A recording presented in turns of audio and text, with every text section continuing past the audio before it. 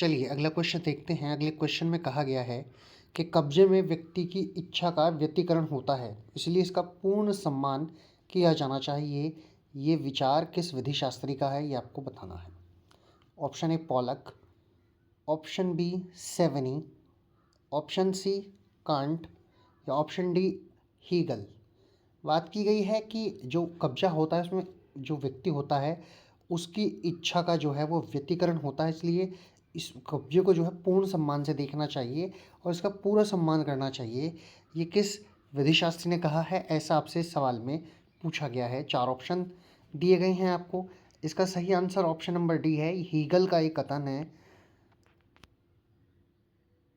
D इसका correct answer हो जाएगा। हीगल ने कहा है कि कब्जे में व्यक्ति की इच्छा का व्यतिकरण होता है, इसलिए इसका पूर्ण सम्मान किया जाना चाहिए। आगे चलते हैं।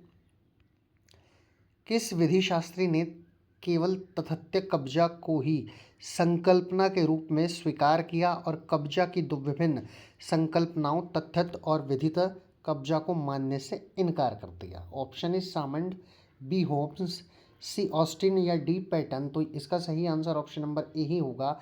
सामंड ने ही केवल तथ्य कब्जे को ही संकल्पना के रूप में स्वीकार किया था और जो कब्जे की और दो संकल्पनाएं थी, एक तथ्य और एक विधित, उन कब्जों को मानने से बिल्कुल इनकार कर दिया था।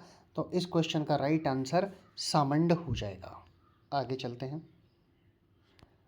थोड़ा सा सामंड के बारे में भी जान लीजिए। ये विश्लेषणात्मक शाखा है उसके समर्थक थे। कई बार ऐसे सवाल पूछ लिए जाते हैं कि कौन जो है किस शाखा का समर्थक है। अगला क्वेश्चन है, यह किसने कहा कि किसी प्राधिकार शक्ति द्वारा विधि को जानबूझकर एक निर्धारित ढांचे में ढालने की प्रक्रिया को विधान कहते हैं, बशर्ते कि उस प्राधिकार शक्ति को न्यायालय ने विधि निर्माण के लिए सक्षम व्यक्ति के रूप में मान्य किया हो?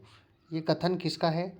ऑप्शन ए टाइस और ह्यूज का, हर्डर व पुश्ता का, हॉल्सबरी व कॉर्टर का या पैटन व कांट का? तो ये जो है टाइस और ह्यूज ने इस बात को कहा है। ऑप्शन नंबर ए इस क्वेश्चन का राइट आंसर हो जाएगा। इसका एक्सप्लेनेशन आप देख सकते हैं। उपरोक्त विधान की परिभाषा डायस व ह्यूज विधि शास्त्रियों ने दी है।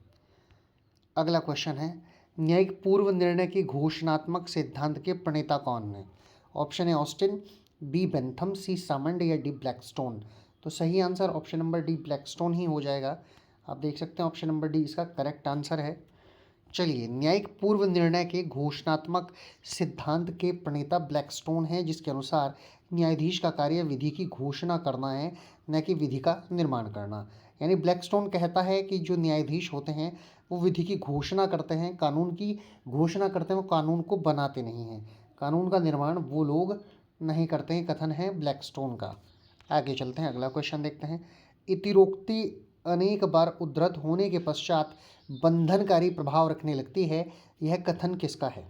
Option A Salmond, B Bentham, C Allen या फिर डी कीटोन। तो इसका सही आंसर ऑप्शन नंबर सी, ये एलन का कथन है। ये आप याद रखेंगे। चलिए इसका थोड़ा सा एक्सप्लेनेशन पर नज़र डालते हैं। उपरोक्त कथन एलन विधि शास्त्री का है। इतिरोक्ति का तात्पर्य उन बातों से है जो अनुषांगिक रूप से कही जाती हैं। इनका प्रभाव केवल प्रत्ययकारी होता है तथा वे अनुनयात्मक होती हैं। आगे चलते हैं। अगला क्वेश्चन है, न्यायाधीशों तथा अधिवक्ताओं के लिए यह उचित नहीं है कि वे पूर्व निर्णय एवं संहिताकरण के नाम पर विधिक निश्चितता से चिपके रहें। ये कथन किसका है? Option A Laski, B Julius Stone, C Kant या डी जे फैक। तो ये जी फ्रैंक का ही कथन है। ऑप्शन नंबर डी सही आंसर। उपरोक्त कथन विधि शास्त्री जे फ्रैंक का है। जे फ्रैंक ने ही कहा है कि न्यायाधीशों और अधिवक्ताओं के लिए उचित नहीं है कि वे जो पहले निर्णय दिए गए हैं, जिनको हम रूलिंग्स कहते हैं, वह संहिताकरण के नाम पर विधिक निश्चितता से चिपके रहें। जो विधि में निश्चितता है उस पर चिपके रहेंगे। कथन फ्रैंक का है, ये आपने देख लिया है। अगले क्वेश्चन पर चलते हैं। किसी वस्तु पर स्वामित्व होना यह दर्शाता है कि उस वस्तु से संबंधित समस्त अधिकार उस व्यक्ति में निहित है। ये कथन किसका है? ये कथन विधि शास्त्री हैं मार्कवी, उनका है। ऑप्शन नंबर ए इस क्वेश्चन का राइट आंसर है। मार्कवी ने ही कहा है कि किसी वस्तु पर स्वामित्व होना यह दर्शाता है कि उस वस्तु से संबंधित समस्त अधिकार उस व्यक्ति में निहित हैं। चलिए आगे चलते हैं। अगला है रूढ़ि एक प्रकार विशिष्ट नियम है जो वास्तविक या संभावित रूप से अनादिकाल से विद्यमान है, जिसे एक विशिष्ट भू क्षेत्र में विधि का बल प्राप्त हो गया है, चाहे भले ही यह नियम देश की सामान्य विधि के प्रतिकूल या असंग ही क्यों ना हो। यह कथन किसका है? हर्बर्ट स्पेंसर, बी ग्रे, सी ऑस्टिन या डी हॉल्सबरी। तो ये हॉल्सबरी का कथन है। ऑप्शन नंबर डी इस क्वेश्चन का राइट आंसर आपका हो जाएगा। डी इसका सही आंसर है। आगे चलते हैं। मानव के केवल कर्तव्य होते हैं, उसे कोई अधिकार नहीं होता। ये कथन किसने कहा है? ये कथन है डिग्वी का, और डिग्वी दिया गया है ऑप्शन नंबर डी में। डिग्वी ने ही कहा है कि मानव के केवल कर्तव्य होते हैं, उसे कोई अधिकार नहीं होते।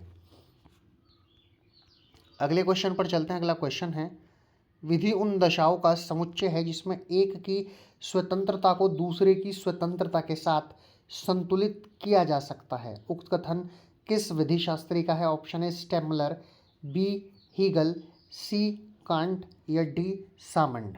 इसका सही आंसर है ये कांट का कथन है। कांट ने कहा है। ऑप्शन नंबर सी इस क्वेश्चन का राइट आंसर हो जाएगा। विधि उन दशाओं का समुच्चय है जिसमें एक की स्वतंत्रता को दूसरे की स्वतंत्रता के साथ संतुलित किया जाता है। तो ये कांट ने कहा है। ऑप्शन नंबर सी इस क्वेश्चन का राइट आंसर आपका हो जाता है। चलिए